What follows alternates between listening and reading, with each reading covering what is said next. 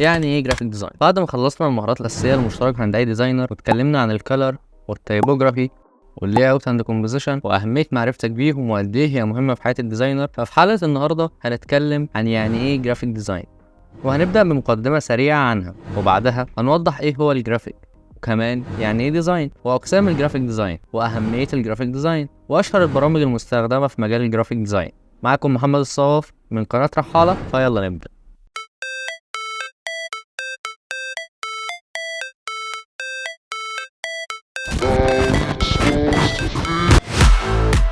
تصميم الجرافيك هو الشيء اللي بيسهل علينا حياتنا، هو اللغة اللي بيفهمها كل العالم، هو اللي من خلاله نقدر نوصل لحل مشاكل كتير جدا بتقابلنا في حياتنا عن طريق اننا نفكر، نخطط، ونعرض الافكار والخطط الخاصة بينا بطريقة فنية. التصميم بنقدر نفهم بيه بعض ونوصل رسالة وفكرة من خلاله. وظيفة المصمم هي الابداع في حل المشاكل، وعشان يعرف يحل المشاكل دي بابداع لازم يفهم سلوكيات البشر، ازاي بنفكر، ازاي بنختار، وايه اللي بنحس بيه لما بنشوف او نسمع او حتى نلمس حاجة معينة. كل ده لازم تعرفه عشان تقدر تنفذ تصميم ذكي يقدر يحل ليك المشكلة ويوصل الرسالة بسرعة. علشان كده المصمم لازم يكون بيفهم في بعض الحاجات زي قواعد التكوين، الخطوط، الاشكال والالوان، وكل حاجة بتأثر علينا وعلى سلوكياتنا كبشر، وكل ده في سبيل انك تحل المشكلة بإبداع حقيقي وذكاء يخلي التصميم ما يتنسيش. ودي كانت مقدمة سريعة عن مجال الجرافيك ديزاين.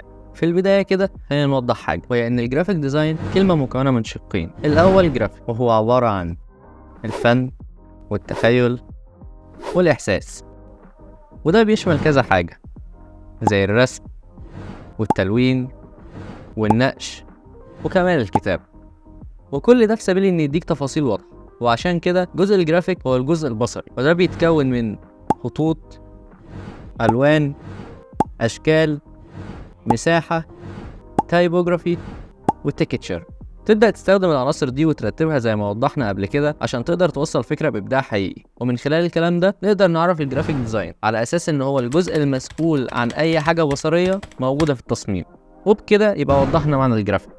إنما بالنسبة للشق التاني وهو الديزاين، نقدر نعرفه إن هو تحديد شكل ووظيفة الحاجة قبل صنعها. فالديزاين هو عبارة عن التفكير، حل مشاكل، تطبيق عملي، وكل ده باستخدام نظريات التصميم. في الجرافيك ديزاين في قواعد لازم تاخدها في الاعتبار. القواعد دي اسمها مبادئ التصميم، او تقدر تقول عليها برضو أسس التصميم. كل القواعد دي ليها علاقة ببعض وهتلاقيها ظاهرة في اي عمل فني. عشان كده مبادئ التصميم هي اللي بتمثل شق التصميم في الجرافيك ديزاين، والفهم الجيد لنظريات ومبادئ التصميم هينتج عنه تصميم يحل المشاكل اللي انت عايزها ويسهل علينا حياتنا. ومبادئ التصميم بتتمثل فيه التباين، التوازن، المحاذاة، البساطة، القرب، التكرار، التوظيف، التسلسل الهرمي. وخليك برضو عارف ان الديزاين مصطلح بينطبق على حاجات كتير، او بمعنى اصح التصميم ليه انواع كتير، زي التصميم الصناعي، التصميم الداخلي، تصميم الاساس، تصميم الازياء، تصميم الجرافيك. فلما بنجمع الجزء البصري مع مبادئ التصميم بينتج عن ده الجرافيك ديزاين. فعايزك تعرف ان الجرافيك ديزاين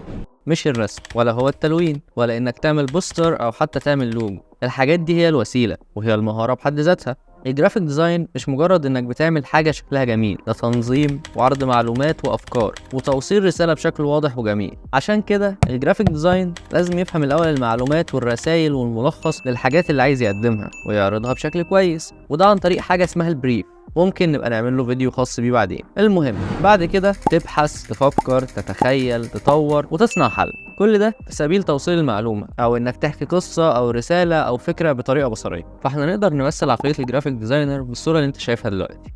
وعايزك ما تنساش ابدا ان زي ما كنا بنوضح على طول ان اي ديزاين بيتم التركيز فيه على حاجتين، الاول هو الشكل الجمالي للتصميم، والتاني هي الفكرة اللي عايز توصلها من خلاله. فاول ما تحقق الهدفين دول اكيد هتطلع تصميم محترم يليق بيه. فتاني، بمجرد وجود فكرة قوية من خلال عملية التصميم نقدر نطورها ونستخدم مهاراتنا مع الكالر، لاي اوت اند كومبوزيشن وتايبوجرافي عشان تخلي الفكرة تعود للحياة وتجذب الكل وينتج عنها تصميم خرافي.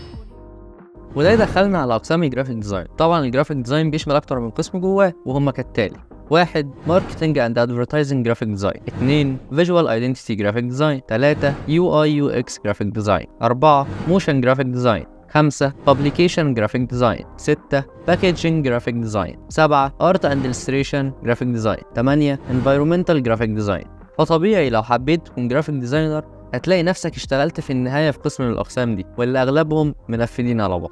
نوصل بقى لأهمية الجرافيك ديزاين. دلوقتي بقى ليه جانب تجاري كبير وبقى مرتبط جدا بالتجاره، وكمان بنستخدمه لبيع المنتجات والاعلان عنها. وكمان محدش يقدر ينكر قوه الجرافيك ديزاين في الاعلام والتاثير وكمان التوجيه. وكمان نقدر نستخدمه في التعليم والهام الاجيال الجايه والاعلان عن السناتر والدروس وحاجات تانية كتير.